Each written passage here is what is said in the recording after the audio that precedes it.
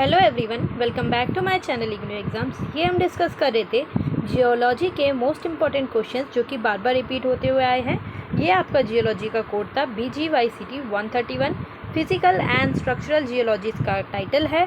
ये मैंने इसमें 5 साल के आपके प्रीवियस ईयर के क्वेश्चन पेपर को एनालाइज करके फिर उसके इंपॉर्टेंट क्वेश्चंस का वीडियो बनाया है। पहले ही हम पार्ट 1 में क्वेश्चन नंबर 4 तक डिस्कस कर चुके हैं। ये हमारी है पार्ट 2 वीडियो। आज हम क्वेश्चन नंबर 5 से स्टार्ट करेंगे। जिस भी स्टूडेंट ने लास्ट वीडियो नहीं देखा है तो मैं उसका लिंक डिस्क्रिप्शन में डाल दूंगी, तो आप लोग देख लीजिएगा, क्योंकि ये बहुत इंपॉर्टेंट क्वेश्चन है, बार बार रिपीट होते ही रहते हैं। तो आप इन्हें देख के जाएंगे और प्रिपेयर करके जाएंगे तो आप आसानी से पास हो सकते हैं। ठीक है, तो हम स्टार्ट करते हैं आज क्वेश्चन नंबर 5 से। क्वेश्चन नंबर 5 क्या कह रहा है? Question number 5, right a short note on tsunami. Tsunami के ऊपर एक ना एक क्वेश्चन तो आपके पास आएगा ही आएगा, चाहे वो आपको सुनामी की डेफिनेशन पूछ ले या शॉर्ट नोट पूछ ले या फिर लॉन्ग तरीके से लिखवा लें। किसी भी तरीके से एक सुनामी के ऊपर पूछते ही पूछते हैं। ये अभी तक 2020 या 21 से जब से अभी तक आपके पेपर स्टार्ट हैं, सुनामी के ऊपर हर बार क्वेश्चन आया है। ठीक है, तो इसको रट लीजिएगा बिल्कुल। देख लेते हैं आंसर।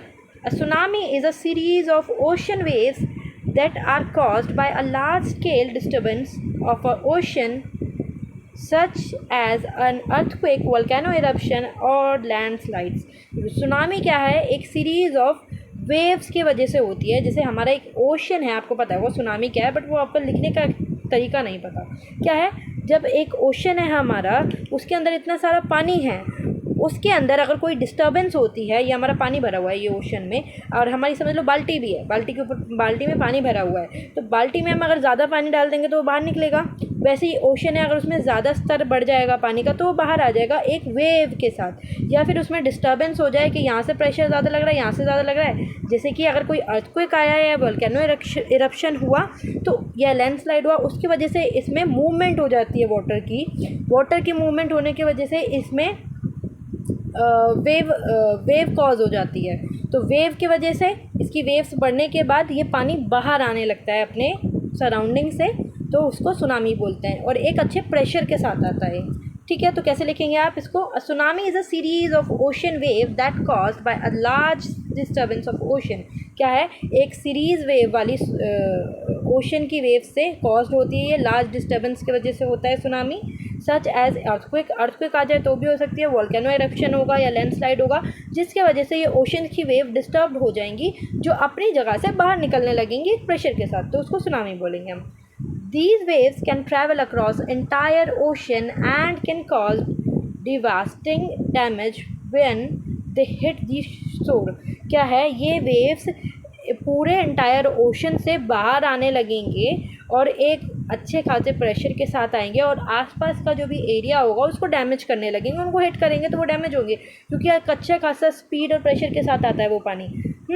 तो ये बहुत ज़्यादा कॉज क्रिएट करता है।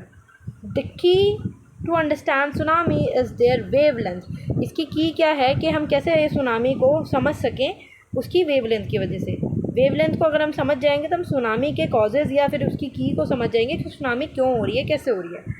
Unlike normal waves that have a wavelength of few meters, tsunami can have wavelength up to hundreds of kilometers। क्या है? अगर कोई भी ओशन है, ओशन के अंदर वेव्स तो हर टाइम रहती है ना, बट वो वेव्स ज़्यादा मीटर्स की नहीं रहती, फ्यू मीटर्स की होती हैं, कुछ ही मीटर्स तक होती हैं। बट जब सुनामी आती है तो उसकी wave length hundreds of kilometres की बढ़ जाती है। हंड्रेड्स ऑफ किलोमीटर आप समझिए कितनी ज़्यादा लंबी वेवलेंथ हो जाती हैं। जो इतनी लंबी वेवलेंथ हो जाती है, इस वजह से वो पानी बाहर आता है और एक प्रेशर के साथ बाहर आता है, जिसकी वजह से सुनामी आती है। This means that while they may start out as a small ripples in the middle of the ocean, they can grow into a massive wall of the water as they approach land। क्या है? इसका मतलब क्या हो गया कि अगर उसमें जो वेव लेंथ है थाउजेंड्स ऑफ किलोमीटर की बढ़ रही है, तो उसका मतलब क्या है कि अगर छोटा सा भी पानी, थोड़ा सा भी पानी ओशन के बाहर आ रहा है तो क्या है, वो एक बड़े मैसिव वॉल के रूप में आएगा। क्योंकि हमारे लिए तो थोड़ा सा है, मतलब ओशन के लिए तो थोड़ा है, ओशन इतना सारा है, उसमें से इतना सा पानी बाहर निकला, ओशन के लिए थोड़ा है, बट हमारे लिए बहुत सारा है और एक स्पीड अप के साथ है। ठीक है, The most famous example of tsunami was 2004 Indian ocean tsunami. एक एग्जाम्पल दे के भी आप समझा सकते हैं कि कब एक बार सुनामी आई थी, आ चुकी है उसके बाद भी, बट फिर भी एक मैसिव एग्जाम्पल है ये, ठीक है, कि 2004 में इंडियन ओशन के अंदर सुनामी आई थी which killed over 2,30,000 people in the 14 country. 14 country के अंदर कम अज़ कम 2,30,000 लोगों की मौत हो गई थी इस सुनामी के अंदर जो 2004 में आई थी। But tsunamis are not just limited to the Indian Ocean, they can happen anywhere in the world where there is a large scale disturbance of the ocean। क्या है, सुनामी सिर्फ इंडिया ओशन में नहीं आएगी कि ये है कि इंडिया में ओशन है तो वहीं आएगी, ये पूरे वर्ल्ड में अगर लार्ज ओशन है और उसमें लार्ज डिस्टर्बेंस हो रही है, wave length hundreds of kilometre से बढ़ रही है, तो वहाँ भी सुनामी आ सकती है, ऐसे कोई पर्टिकुलर एरिया में ही नहीं आएगी, ठीक है। So what can we do to protect our self from the tsunami. आपको मैंने पहले भी बताया था कि एक आंसर लिखने का तरीका क्या है कि आप उसको पहले एक्सप्लेन करें, उसके कॉजेज़ बताएं और कोई एग्जांपल है उसको आप एक्सप्लेन करें और उससे बचने के क्या क्या तरीके हैं वो लिखें। तो आपको सुनामी के ऊपर शॉर्ट नोट पूछा है तो आपने बता दिया कि सुनामी क्या है, किस वजह से होती है और क्या क्या पहले एग्जाम्पल थे इसके कि कब कब सुनामी आई है और कैसे कैसे लोग उसमें मरे हैं या फिर हम उससे कैसे बच सकते हैं, अब ये एक्सप्लेन करेंगे। तो एक्सप्लेन कर देते हैं कैसे प्रोटेक्ट कर सकते हैं खुद को। The most important thing is to be prepared if you live in an area that is the high risk for tsunami. Make sure you have an emergency plan in the place and know where to go if the tsunami warning is issued. क्या है, आप एक important information आपके पास होनी ही चाहिए या आप वो दिमाग के तौर पे प्रिपेयर होना चाहिए आपको। अगर आप एक ऐसी जगह पे रह रहे हैं जहाँ पे ओशन है, मतलब पास में है, ऐसे नहीं कि बहुत दूर है, या फिर इतना है कि अगर थाउजेंड्स ऑफ किलोमीटर की वेव लेंथ आएगी तो वो थाउजेंड्स ऑफ किलोमीटर तक आ जाएगी चल के। तो अगर उसके ओशन के पास आप रह रहे हैं तो आप अपने दिमाग में पहले ही प्रिपेयर करके रखिए कि अगर सुनामी आएगी तो हमें कुछ इमरजेंसी प्लान बना के रखने पड़ेंगे कि अगर कोई भी ऐसी वार्निंग आती है कि सुनामी आने वाली है आपके एरिया में तो आप वहाँ से कैसे एस्केप हो सकते हैं और कैसे अपना ज़रूरी सामान लेके निकल सकते हैं। तो पहले एक प्रिपेयर्ड माइंड रखना चाहिए। It also important to stay informed, listen to the update local authorities and keep on eyes on social media for the news about the potential tsunamis। क्या है, हमेशा आपको अपडेटेड रहना पड़ेगा कि कब कहाँ पे क्या हार्मफुल सिचुएशन हो रही है और अगर ऐसी कोई इमरजेंसी आती है सुनामी की तो आप पूरा मतलब अथॉरिटी को सुनिए, जो भी आपके वहाँ नियर बाय होगी, जो भी आपको इन्फॉर्मेशन देगी तो उसकी गाइडलाइंस को फॉलो कीजिए। ये नहीं कि एकदम से भगदड़ मचा दी। तो ये आप बनाकर भी लिख सकते हैं, ठीक है। पोटेंशियल सुनामी आने वाली है तो न्यूज़पेपर या फिर मीडिया के थ्रू आप जानिए और वहाँ से एस्केप होने की प्रिपरेशन कीजिए, ठीक है। माइंडसेट प्रिपेयर करके रखिए। तो ये आपके लिए एक शॉर्ट नोट था सुनामी के ऊपर जो कि बहुत इंपॉर्टेंट है, आप रट लीजिएगा, आता ही आता है, ठीक है। क्वेश्चन नंबर 6 है convection in the mantle and core. ये भी बहुत इंपॉर्टेंट क्वेश्चन है, बार बार रिपीट होता है। क्या है, convection in the mantle and core. Core और मेंटल के अंदर कन्वेक्शन कैसे होता है वो बताना है। We know that the earth mantle and core are constantly moving. हमें सभी को पता है कि जो अर्थ की मेंटल और कोर है वो कॉन्स्टेंटली मूविंग रहती है, हमेशा मूव करती ही रहती है, एक जगह स्थिर नहीं है वो। This movement is caused by convection which is the transfer of heat through the fluids। क्या है, जो मूवमेंट हो रही है, मूवमेंट की वजह से कन्वेक्शन होता है। कन्वेक्शन क्या है, अगर किसी भी मूवमेंट के अंदर कोई भी, जैसे मेंटल है या दो लेयर्स हैं उनके बीच में मूवमेंट होने के बाद अगर कोई भी हीट निकलती है और वो एक दूसरे के फ्लूइड्स के बीच में ट्रांसफ़र होती है तो कन्वेक्शन है। तो क्या है, हम पहले ही जानते हैं कि हमारी अर्थ मेंटल और कोर से बनी हुई है और वो कॉन्स्टेंटली मूविंग करती रहती है, कोई स्थिर नहीं है, मूव करती है तो उनके बीच में कुछ एनर्जी भी निकलती है, हीट भी निकलती है जो कि एक दूसरे के साथ जो आसपास फ्लूइड होंगे उसमें ट्रांसफ़र भी होगी जिसकी वजह से कन्वेक्शन होगा, ठीक है। In the mantle hot magma rises to the surface cool and then sink down. हमें पता है हम अर्थ के अंदर रह रहे हैं, हम लिथोस्फीयर के अंदर है, तो लिथोस्फीयर के नीचे भी पानी है। पानी मीन्स ये नहीं कि वाटर वाला पानी है, मतलब कुछ ना कुछ लिक्विड है नीचे। लिक्विड मीन्स मैग्मा, लावा। इसके नीचे भरा हुआ है जिसकी वजह से ये अर्थ इतनी गर्म है, ठीक है। तो हमारे लिथोस्फीयर या अर्थ के नीचे मैग्मा भरा हुआ है, तो मेंटल के नीचे क्या है, हॉट मैग्मा है जो कि सरफेस के पास आ जाता है, कभी कभी आएगा तो वो एनवायरनमेंट से कांटेक्ट करेगा, कांटेक्ट करने के बाद वो कूल होगा, श्रिंक होके वहीं पे बैक डाउन इकट्ठा हो जाएगा। This creates a cycle of movement called mental convection. जो ये है कि मैग्मा निकल रहा है, कूल डाउन हो रहा है, श्रिंक होके वहीं पे जम जा रहा है, तो ये एक पूरा क्या है, एक टाइप की साइकिल रिपीट हो रही है जो कि मेंटल कन्वेक्शन कहलाती है। This movement is responsible for plate tectonic which is the movement of the earth crust. ये मूवमेंट किसकी वजह से हो रही है, प्लेट टेक्टोनिक्स की वजह से। प्लेट टेक्टोनिक्स क्या है कि दो हमारी जो भी टेक्टोनिक्स हैं, जो हमारी अर्थ बनी हुई है टेक्टोनिक्स से, प्लेट्स हैं उसके अंदर, और जिसकी मूवमेंट होती ही रहती है अर्थ क्रस्ट के अंदर, जिसकी मूवमेंट से ज़्यादा मूवमेंट होती है तो कभी कभी अर्थक्वेक भी आ जाता है, ठीक है।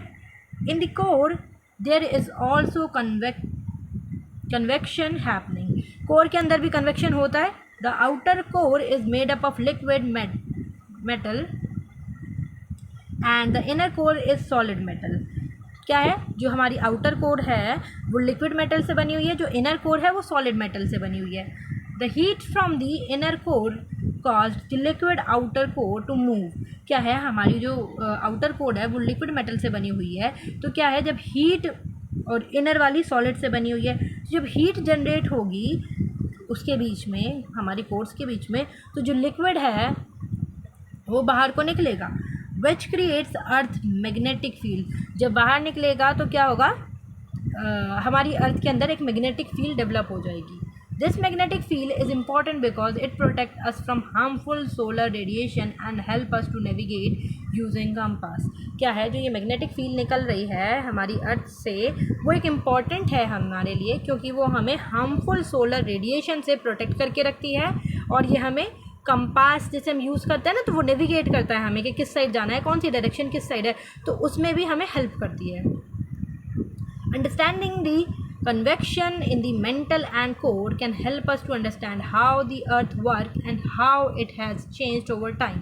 क्या है, हम जो कन्वेक्शन ऑफ मेंटल और कोर को पढ़ रहे हैं वो हमें क्या समझ देता है कि कैसे हमारी अर्थ वर्क करती है, कैसे अर्थ के ऊपर काम होता है, और कैसे वो टाइम टू टाइम चेंज होती रहती है। It can also help us to predict natural disaster like earthquake and volcano eruption। ये जो हमारी अर्थ के अंदर चेंजेस हो रहे हैं वो हमें ये एक इन्फॉर्मेशन देते हैं कि कैसे नेचुरल डिजास्टर हो सकते हैं, जैसे कि अर्थक्वेक है या वोल्केनिक इरप्शन है, उनको हमारी जियोलॉजिस्ट है वो प्रिडिक्ट कर सकते हैं पहले ही कि कब ये चीज़ें होंगी और कब नहीं होंगी, और होंगी तो हमें कैसे उससे खुद को प्रोटेक्ट करना है, ठीक है। तो ये बहुत इंपॉर्टेंट क्वेश्चन था, बार बार रिपीट होता है, इसको रट लीजिएगा। क्वेश्चन नंबर 7 भी बार बार रिपीट हुआ है अभी तक, तो रट लेना। मैंने पहले बताया था जो रेड लाइन से मैंने मार्क किए हैं, रेड से मैंने जो लिखे हैं क्वेश्चन, वो बहुत ज़्यादा इंपॉर्टेंट है। तो question number 4 7 clinometer compass and principle of clinometer compass. तो क्लाइनोमीटर कंपास क्या है आपको सबसे पहले वो पता होना चाहिए, और फिर उसके पीछे का प्रिंसिपल क्या है, किस तरीके से वो काम करता है, वो एक्सप्लेन करेंगे, ठीक है। A clinometer compass is a tool used to measure the angle of slope, elevation and vertical angle। क्या है, हमारी अर्थ के अंदर जितने भी रॉक्स हैं उनकी अगर मेजरमेंट करनी है हमें, उसके अंदर जो भी एलिवेशन है, जो भी स्लोप है, जो भी एंगल है, उसको मेजर करने के लिए हमारे पास एक टूल होता है। मतलब हम नहीं करते, वो जियोलॉजिस्ट ही करते हैं। तो उसके लिए क्या होता है, एक टूल होता है उनके पास, जिससे वो एंगल ऑफ एलिवेशन या वर्टिकल एंगल या फिर कोई भी स्लोप दिख रहा है एंगल का, मेनली एंगल ही इससे मेजर करते हैं। तो उनके मेजरमेंट के लिए जो टूल यूज़ करते हैं उसको बोलते हैं क्लाइनोमीटर कंपास, ठीक है।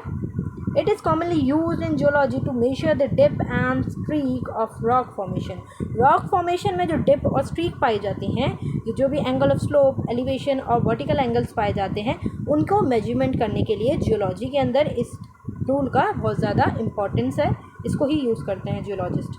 The principle of clinometer compass are based on the law of trigonometry. आपने कंपास की डेफिनेशन देख ली, क्या है, कैसे यूज़ होता है, और इसके पीछे का प्रिंसिपल क्या है वो देख लेते हैं। The principle of clinometer compass are based on the law of trigonometry. जो प्रिंसिपल है क्लाइनोमीटर का वो है ट्रिग्नोमेट्री के लॉ के ऊपर बेस्ड है। The tool consist of magnetic needle that pointed towards the magnetic north and gratitude circle that ensure the angle. क्या है, ये टूल होता है, मैं दिखाती हूँ आपको। ये है आपका क्लाइनोमीटर कंपास, ठीक है। ये है क्लाइनोमीटर कंपास, ये जियोलॉजिस्ट यूज़ करते हैं। तो इसमें आपको ये निडल दिख रही है, ठीक है, ये निडल है, ये साउथ नॉर्थ वेस्ट ये सारे इसमें पॉइंटेड रहेंगे यहाँ पे। तो ये इसमें दिखाएगी कि कहाँ पे कौन सा एंगल बन रहा है। इसमें आपको दिख रहे हैं ये सारे मार्किंग हैं, ये मार्क दिख रहे हैं ना, तो यही है, ये जियोलॉजिस्ट को बताएगी कि कहाँ पे कौन सा एंगल बन रहा है, ठीक है। तो ट्रिग्नोमेट्री के लॉ के ऊपर ये बेस्ड है। The tool consist of a magnetic needle, एक मैग्नेटिक निडल है जो कि पॉइंटेड रहती है हमेशा मैग्नेटिक नॉर्थ के side, and gratitude circle that ensure the angle, एक ग्रेटिट्यूड सर्कल जो मैंने दिखाया वो रहता है जो एंगल को दर्शाता है, मेजर करने के लिए काम आता है। By aligning the compass with the rock formation you can measure the angle of the depth और स्ट्रिक। क्या है, अगर आप वो जो कंपास है उसको अलाइन करेंगे किसी भी रॉक फॉर्मेशन के साथ, तो वो आपको मेजर करके बता देगा कि यहाँ के डेप्थ और स्ट्रिक का एंगल कितना है, ठीक है। It's important to note that when using a clinometer compass you need to ensure that it's level and perpendicular to the rock surface. Any deviation from this can lead to incorrect measurement. क्या है, हम जब भी ये क्लाइनोमीटर compass का use करते हैं तो हमें ये इंश्योर करना होगा पहले कि हम जो हमारी रॉक सरफेस है वो हमेशा परपेंडिकुलर हो, स्मूथ हो, ताकि उसको हम रखें, कोई दूसरी मूवमेंट ना हो जो उसको डेविएट करे और मेजरमेंट की एरर दिखाए, ठीक है। तो एक परपेंडिकुलर शेप में उसको रखना है ताकि कोई एरर ना शो हो, इनकरेक्ट मेजरमेंट ना हो जाए। The clinometer compass came in different types and size, but they all serve the same purpose. Some have additional features like built in the clinometer or digital display for the more accurate reading. क्लाइनोमीटर जैसे अब कोई भी चीज़ है उनके मोर additional मतलब अलग अलग type बन चुके हैं, अलग अलग साइज़ में आते हैं ये क्लाइनोमीटर भी हैं, और कुछ ऐसे क्लाइनोमीटर भी हैं जिसके अंदर एडिशनल फीचर्स भी बिल्डअप है। जैसे एक एंड्रॉयड फ़ोन है उसमें कुछ और फीचर्स हैं, आईफोन में अलग है, तो वैसे ही क्लाइनोमीटर भी डिफरेंट टाइप के हैं, अलग साइज़ में भी मिलेंगे, अलग शेप में भी मिलेंगे, अलग टाइप के भी मिलेंगे आपको। और कुछ इतने एडवांस्ड हैं कि उनमें कुछ डिस्प्ले, डिजिटल डिस्प्ले भी पाई जाती है जो एक्यूरेट रीडिंग दिखाती है। जैसे कि हमारा अगर हम बात करें एक बीपी इंस्ट्रूमेंट की, तो बीपी इंस्ट्रूमेंट भी दो टाइप के आते हैं। डिजिटल हो गया हमारा जो एक्यूरेट रीडिंग नहीं दिखाता बट कोई भी सब्जी वाला भी उसको यूज़ कर लेगा, एक होता है मैनुअल वाला। वैसे ही ये हो गया क्लाइनोमीटर आपका क्या के दो टाइप के या डिफरेंट टाइप के ये हो सकते हैं, डिफरेंट साइज़ भी हो सकता है इनमें, और कुछ इतने एडवांस्ड होते हैं कि उनके पास डिजिटल डिस्प्ले तक होती है कि वो एक्यूरेट रीडिंग अपने आप ले सकते हैं, ठीक है। तो ये क्लाइनोमीटर के ऊपर एक क्वेश्चन था जो कि बार बार रिपीट होता है। नेक्स्ट तक चलते हैं, ये आप डायग्राम ना बनाएं बट फिर भी मैंने दिखा दिया कि क्या है, ठीक है। क्वेश्चन नंबर 11 है, discuss the depositional land forms developed by the geological work of wind. Important है, रिपीट हुआ है बट इतना नहीं, बट लर्न कर लीजिएगा, रिपीट हो सकता है। तो क्या है क्वेश्चन, क्या कह रहा है, discuss the depositional land forms developed by the geological work of wind. क्या है, जो डिपोजिशनल लैंड फॉर्म होते हैं वो डेवलप्ड होते हैं विंड के कारण। तो वो कैसे डेवलप्ड होते हैं उसको डिस्कस करना है, उसको राइट डाउन करना है आपको, ठीक है। आंसर देख लेते हैं। The depositional land form developed by geological work of wind, heading डालेंगे पहले। आंसर है wind is a powerful agent of erosion and deposition that and it can create some amazing land forms. क्या है, जो हमारे लैंड फॉर्म्स मोस्टली बनते हैं वो ज़्यादातर हमारे विंड की वजह से बनता है, क्योंकि विंड एक पावरफुल एजेंट है जो कि इरोजन भी कराता है और डिपोजिशन भी कराता है। क्या है, विंड कभी इतनी तेज़ आती है कि वो साथ में अपने सेडिमेंटेशंस लेके आती है, सेडिमेंट्स लेके आती है और एक जगह पे उसको डिपॉजिट कर देती है। यहाँ से उड़ के आए हैं कुछ सेडिमेंट्स, पत्थर वत्थर, और यहाँ पे डिपॉजिट हो गए, वो एक लैंड फॉर्म क्रिएट कर देगी। तो विंड एक अच्छा पावरफुल एजेंट है जो कि डिफरेंट टाइप के लैंड फॉर्म्स को बनाने के लिए रिस्पॉन्सिबल है। Let's take a look at some of the most common one. हम कुछ कॉमन वन के ऊपर देख लेते हैं कौन कौन से कॉमन है हमारे पास। First up we have sand dunes. सबसे पहले हमारे पास है सैंड डंस।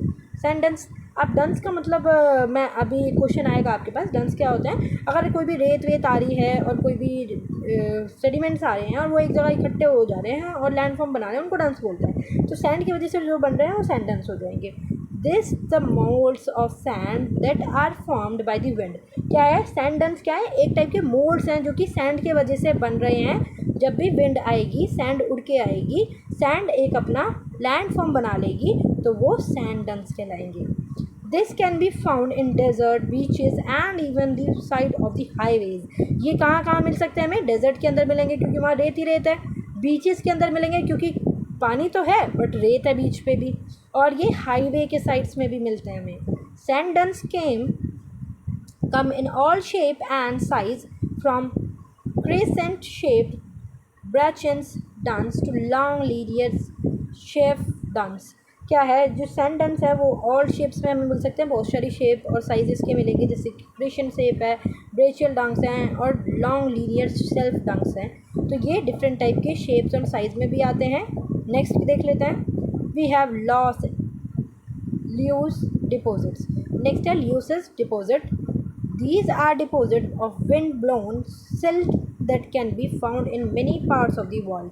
क्या है मेनली, क्या है विंड, क्या है कि एक साथ विंड अगर सैंड को लेके आ रही है तो वो सैंड डंस हो जाएंगे, अगर वो जो सिल्ट है, सिल्ट्स को लेके आ रही है, डिपोजिशन कर रही है सिल्ट का, तो वो लोएस्ट डिपॉजिट हो जाएगा और वो एक लैंडफॉर्म क्रिएट करेगा। Lowest deposit can be hundreds of feet thick and are often used for agriculture because they are so fertile। क्या है जो लोएस्ट डिपॉजिट होते हैं जिससे लैंडफॉर्म बनता है वो 1000 फीट्स ऑफ थिक हो सकते हैं, वो बहुत ज़्यादा थिक होते हैं और इनका यूजेस एग्रीकल्चर के अंदर भी होता है क्योंकि इनकी जो सॉइल होती है, जो ये सिल्ट है एक टाइप की सॉइल ही तो है, और जो ये सॉइल है वो बहुत फर्टाइल होती है, तो उसमें कोई भी पेड़ पौधा उग सकता है आराम से, इसीलिए एग्रीकल्चर में उसका यूज़ करते हैं। नेक्स्ट है another depositional landform create by the wind is called yardang. क्या है डिपोजिशनल, विंड के वजह से जो भी दूसरा लैंडफॉर्म बनता है हमारा, जिसको बोलते हैं हम yardang. This is the streamline रिजिड of rock that is formed when wind erodes away softer rocks layers surrounded a hard layer. क्या है जब भी विंड आती है एक स्पीड में तो वो एक स्ट्रीमलाइन रिजिड रॉक को हटा देती है, जैसे कि सॉफ्ट लेयर ऑफ रॉक्स को हटा के हार्ड लेयर ऑफ रॉक्स वहाँ बच जाएंगी, तो वो एक यार्डंग को फॉर्मेशन करेगी। Yardangs can be found in the desert all over the world. Yardangs mostly deserts के अंदर पाए जाते हैं, रेगिस्तानी एरिया में, हर और कई जगह नहीं पाए जाते mostly. Finally we have deserts pavement. क्या है फाइनली लास्ट हमारे पास है डेजर्ट पेवमेंट, जो कि विंड की वजह से बनता है। This is a layer of closely packed stone and pebbles and cover the surface of many deserts. क्या है ये मेनली किससे बना होता है? स्टोन्स और पेबल्स से कवर हो जाता है अगर डेजर्ट, तो वो डेजर्ट पेवमेंट लैंडफॉर्म को क्रिएट करता है। Desert pavement is formed when wind blow away all the fine particles, salt, sand, silt, leaving only the larger rock behind।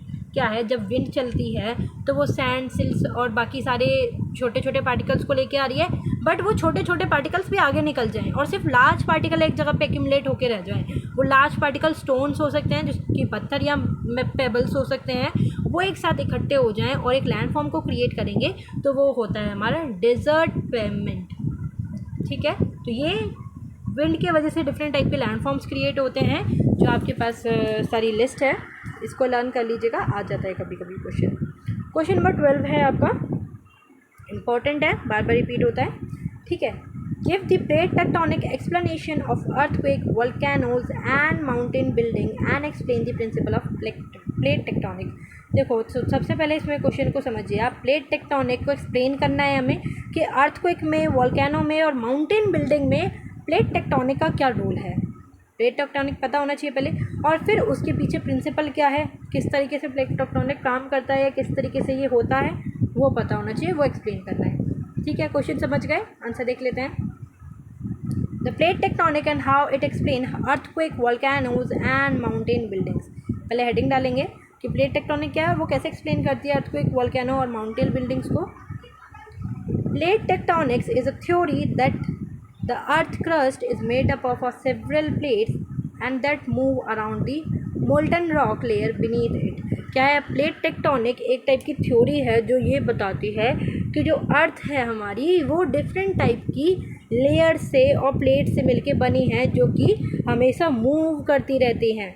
और मूव करती हैं तो वो एक टाइप की स्टेट में होती हैं, लेयर के अंदर मोल्टन स्टेट में होती हैं, और वो रॉक लेयर के अंदर बनी होती है। मतलब एक लेयर के नीचे दूसरी लेयर होगी, दूसरी के नीचे तीसरी होगी, तो डिफरेंट टाइप की लेयर से ये बनी हुई है हमारी अर्थ, जो कि एक मोल्टन फॉर्म में है, और डिफरेंट टाइप की प्लेट्स इसमें हैं जो कि एक के नीचे एक पाई जाती हैं। These plates interact with each another causing geological event like earthquake, volcanoes and mountain buildings। क्या है, ये प्लेट एक दूसरे के नीचे है, जैसे ये प्लेट है, ये इसके नीचे है, ये इसके नीचे है, तो इसमें कोई भी मूवमेंट हो सकता है। ठीक है, ये मूवमेंट यहाँ हो रहा है, देखो ये प्लेट है, ये एक प्लेट है, प्लेट टेक्टोनिक, ये नेक्स्ट है, तो ये एक दूसरे के नीचे, तो यहाँ से इसका मूवमेंट हुआ, यहाँ से इसका मूवमेंट हुआ, तो ये एक दूसरे के साथ टकराएंगी। टकराने के वजह से इसके अंदर एक जियोलॉजिकल इवेंट, कोई भी जियोलॉजिकल इवेंट हो सकते हैं। टकराने की वजह से बहुत सारी चीज़ें होती हैं। अर्थ की मूवमेंट होगी तो क्या है, अर्थक्वेक हो सकता है, वोल्केनो इरप्शन हो सकता है, और माउंटेन बिल्डिंग्स हो सकती हैं। माउंटेन भी बनती है। माउंटेन कैसे बनती है, ये हमारी एक प्लेट है, दूसरी प्लेट है, ये इसके ऊपर चढ़ गई, यहाँ से ये उभर गया, ये माउंटेन क्रिएट हो गई। तो इस तरीके से ये प्लेट टेक्टोनिक की वजह से ये सारे जियोलॉजिकल इवेंट जो हमारी पृथ्वी पर होते हैं, ये मोस्टली प्लेट टेक्टोनिक के वजह से ही होते हैं। उनके अंदर कोई भी गड़बड़ी हो जाए, या फिर उनकी मूवमेंट ज़्यादा हो जाए और एक दूसरे के ऊपर वो टकरा जाएँ या एक दूसरे के ऊपर चढ़ जाएँ। टकराएंगी तो एक शेकिंग लाइक मूवमेंट होगी इनके बीच में, तो अर्थक्वेक होगा। और अगर कहीं पे वोल्केनो है तो वहाँ पे वो फट जाएगा, तो लावा निकल जाएगा उसके अंदर से। और अगर ये प्लेट एक दूसरे के ऊपर चढ़ गई तो एक माउंटेन लाइक क्रिएट कर देंगी, ये तो माउंटेन्स बन जाएंगे। तो ये डिफरेंट टाइप के जियोलॉजिकल जो इवेंट्स होते हैं हमारी पृथ्वी के ऊपर, वो मेनली होते हैं प्लेट टेक्टोनिक्स की वजह से। Let's start with earthquake. सबसे पहले हम स्टार्ट करते हैं अर्थक्वेक के साथ। कैसे होता है, when two plates collides and slide past each other they can cause a sudden release of energy that create seismic waves. क्या है, ये प्लेट्स हैं, एक मिनट, दो प्लेट्स हैं जो मैंने अभी समझाया आपको। ये दो प्लेट्स हैं, क्या है, ये क्या, टू प्लेट्स कोलाइड्स और slide past each and other. अगर दोनों ये प्लेट्स स्लाइड कर जाएं, कोलाइड कर जाएं, एक दूसरे के साथ टकरा जाएं और स्लाइड हो जाए इनके बीच में, तो ये अगर कोई भी मूवमेंट हो रही है इनके अंदर एक दूसरे के साथ टकराने की वजह से, तो ये कुछ ना कुछ एनर्जी रिलीज़ करेंगी। एनर्जी रिलीज़ करने की वजह से इसके अंदर सिस्मिक वेव क्रिएशन होगी। तो वेव निकलेंगी जिसकी वजह से एक तरल टाइप की होती है, जो वेव होती है तरल ही तो है, ऐसे टाइप की वेव आ जाएगी, तो उसके वजह से अर्थक्वेक होता है।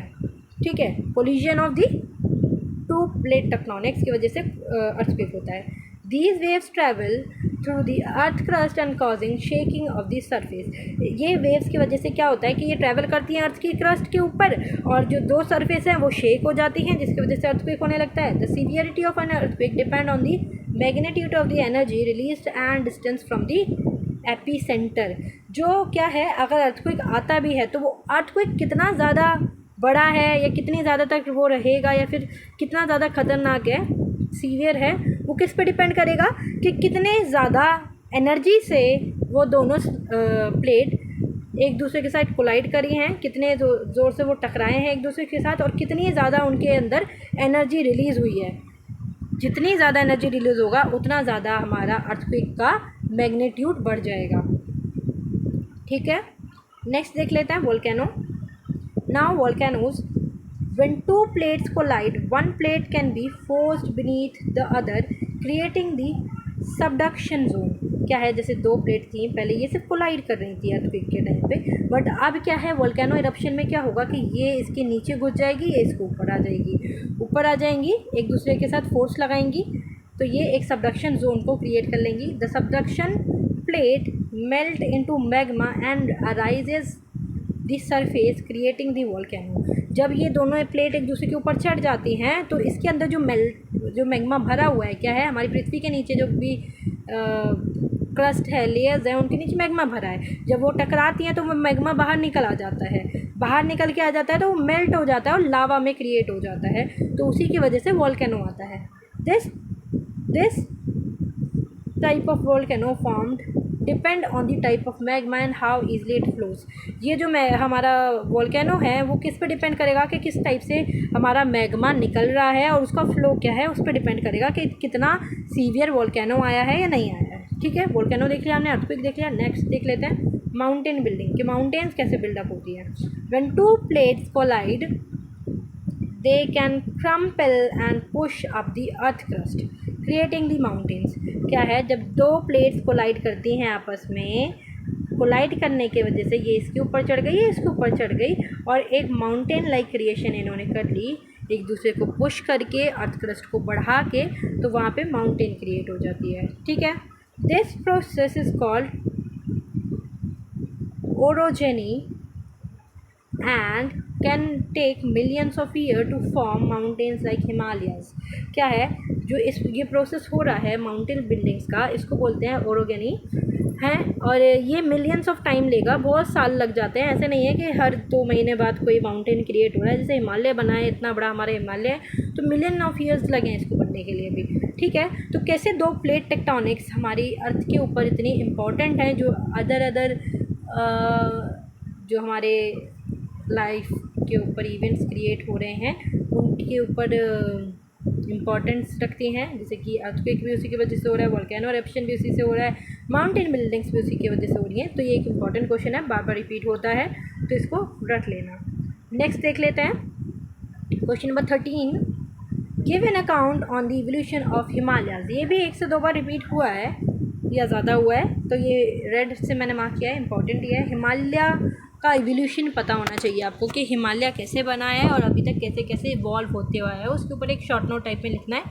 ठीक है, आंसर देख लेते हैं। The Himalayas the highest mountain range in the world have a fascinating history of evolution. जो हिमालय है वो हमें पता है कि हाईएस्ट माउंटेन रेंज है पूरे वर्ल्ड के अंदर।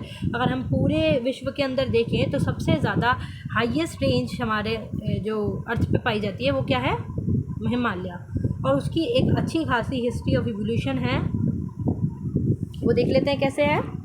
It all started around 50 million years ago when the Indian subcontinent collided with the Eurasian plate। क्या है, जब 50 मिलियन साल पहले की बात है कि जब इंडियन जो कॉन्टिनेंटन था, इंडियन सब कॉन्टिनेंटन था, वो कोलाइड किया यूरेशियन प्लेट के साथ। मतलब जो हमारा महाद्वीप था, सब महाद्वीप था, उसने जो यूरेशियन प्लेट है उसके साथ उसका कोलिजन हुआ, टकराया वो, तो अब क्या हुआ, as a result the Tethys Sea that separate the two land masses begin to close and Indian plate started to push against the Eurasian plate. जब ये सब कॉन्टिनेंट और यूरेशियन प्लेट के बीच में कोलिजन हुआ तो क्या हुआ कि टेरेशियन सी था वहाँ पे, जो कि 2 मासेस के अंदर सेपरेट हो गया। जो एक सी था टेरेशियन सी, वो 2 मासेस के अंदर सेपरेट हो गया, जिसके वजह से इंडियन प्लेट ने एक दूसरे के साथ पुश करते हुए यूरेशियन प्लेट को हटा दिया, जिसकी वजह से हिमालय की क्रिएशन हुई। This collision caused immersed pressure and heat leading to the formation of Himalaya. क्या है, जो ये कोलिजन हुआ था उसमें बहुत सारा प्रेशर निकला, प्रेशर लगा और हीट निकली, हीट की वजह से क्या हुआ, हिमालय हमारे बने हैं। This process of mountain building is still going ongoing and the Himalayas are still rising at the rate of about 5 millimeters per year। क्या है, जो ये प्रोसेस से हिमालय हमारा बना है, ये प्रोसेस हर साल चलता ही आ रहा है। मतलब कुछ ना कुछ ऐसा हो ही जाता है, हमारी प्लेट टेक्टोनिक्स के अंदर कोलिजन होता ही रहता है कि हर साल ये 5 मिलीमीटर से बढ़ रहा है हिमालय हमारा। मतलब हर साल ये 5 मिलीमीटर और ज़्यादा बड़ा हो जाता है। The Himalayas are not just one continuous range, they consist of several parallel range that run from east to west। क्या है, जो हमारा हिमालय है वो ये कॉन्टीन्यूस रेंज नहीं है, और भी हैं पृथ्वी पर जो कि कंसिस्ट करते हैं सेवरल पैरेलल रेंजेस को ईस्ट से वेस्ट की तरफ। The northern most range is known for the great Himalayas while the southernmost range is called lesser Himalayas और सब हिमालयाज। जो हमारी हिमालय है वो भी ईस्ट टू वेस्ट बढ़ती हुई है। जब हम नॉर्थन मोस्ट रेंज को देखते हैं तो उसको बोलते हैं ग्रेटर हिमालयाज, और जब हम साउदर्न मोस्ट रेंज को देखते हैं तो उसको बोलते हैं लेसर हिमालयाज या सब Himalayas. Over million year ago various geological process have shaped the Himalayas. अगर हम बहुत साल पहले देखें, मिलियंस ईयर अगो पीछे जाएं हम, तो जो हमारी जियोलॉजिकल प्रोसेस अभी तक होते हुए आए हैं उसने हिमालय को एक नई शेप दे दी है। Glaciers have curved out deep valley and creating stunning landscape। जो हमारी जो ग्लेशियर्स हैं वो भी वक्त के साथ पिघलती जा रही हैं, तो जो वो डीप वैली का निर्माण करती जा रही हैं। Earthquake and landslide have also played a significant role in shaping the region. जो हमारी अर्थक्वेक या लैंडस्लाइड आती है वो भी हमारी जो हिमालय है उसको एक शेप देती जा रही है टाइम टू टाइम। ठीक है, the Himalayas are also home to deserve diverse range of flora and fauna. क्या है फ्लोरा और फोना, आप समझते ही हैं। फ्लोरा मीन्स जो प्लांट वगैरह हैं, फोना जो भी आपके एनिमल्स वहाँ पे पाए जा रहे हैं प्लांट के पास। तो जो भी हिमालय है, हिमालय क्या है, जो फ्लावर्स, प्लांट्स या एनिमल्स वहाँ पे पाए जा रहे हैं उनका घर है।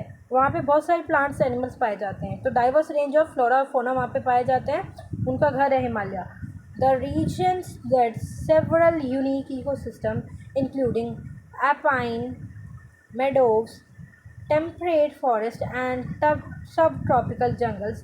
The Himalayas are also home to several endangered species such as snow leopards, red pandas and musk deers। क्या है, हमें पता ही है हमारे जो पृथ्वी पे इतने टाइप के एनिमल्स और प्लांट्स पाए जाते थे वो विलुप्त होते जा रहे हैं। तो वैसे ही है, हिमालय के अंदर भी इतना पोल्यूशन हो रहा है या फिर वो शेप दिए जा रहे हैं उसको, मतलब ह्यूमन नहीं दे रहे हैं। कोई भी अगर अर्थक्वेक आता है, लैंडस्केप आ रहा है, तो वो चेंज होता जा रहा है हिमालय का स्ट्रक्चर, तो जिसकी वजह से वहाँ की ट्रॉपिकल जो इन्वायरमेंट है वो भी खोता हुआ जा रहा है। तो वो क्या है, जो हिमालयज़ हैं वहाँ पे डिफरेंट टाइप की फ्लोरा फोना पाए जाते हैं, जैसे कि स्नो लेपर्ड्स भी वहीं पाए जाते हैं, रेड पांडा भी वहीं पाया जाता है और डियर मस्क भी वहीं पाया जाता है। तो ये एक टाइप का हमारा डिफरेंट टाइप के ऑर्गेनिज्म के लिए वहाँ पे उनका घर है। ठीक है, तो ये हमारे पास एक हिमालय का शॉर्ट नोट टाइप में था जो कि बार बार पूछ लेते हैं आपसे, तो ये आपको याद होना चाहिए। क्वेश्चन नंबर 14 से हमारा 18 तक ही रह गया है, तो हम ये 4 क्वेश्चन नेक्स्ट वीडियो में करेंगे, वरना बहुत लेंथी वीडियो हो जाएगी और फिर 3 क्वेश्चन मैं बनाऊंगी तो वो छोटा हो जाएगा। तो मिलते हैं नेक्स्ट वीडियो में। Thank you for watching. आपको पसंद आई हो वीडियो तो प्लीज़ एक प्यारा सा कमेंट कीजिएगा, जिससे मैं भी मोटिवेट हूँ और आपके लिए ऐसे ही टाइम निकाल के वीडियो बनाऊँ। तो थैंक यू फॉर वॉचिंग।